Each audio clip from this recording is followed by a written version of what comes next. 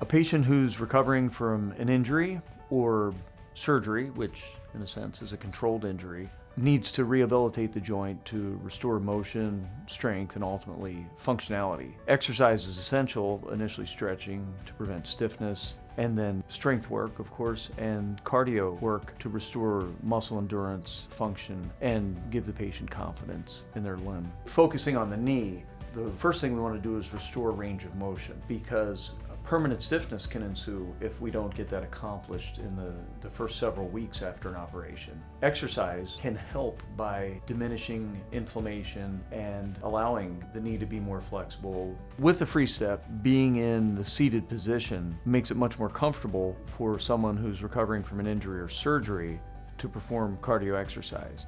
The variable resistance allows the machine to be adjusted to the point of both comfort and functionality. The ability to use the FreeStep using your arms only and still participate in a vigorous cardiovascular workout is helpful in patients who have injured a leg to span that gap from the injury until they can start using their leg again for cardiovascular training.